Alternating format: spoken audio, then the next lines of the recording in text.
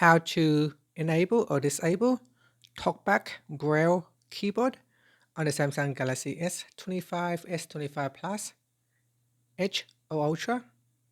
First, tap on the home button to return back to the home screen. From the home screen, swipe down at the top to open up quick settings.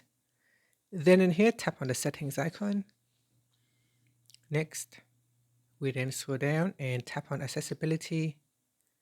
Then tap on TalkBack.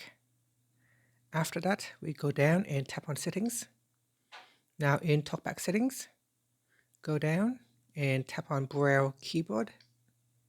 In here, tap on Setup Braille Keyboard. Then tap on settings.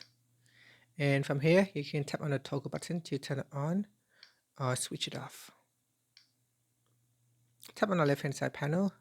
In here, you'll be able to customize your Braille keyboard. And that's it. Finally, tap on the home button to return back to the home screen. Thank you for watching this video. If you found it helpful, please like and subscribe to my channel for more videos.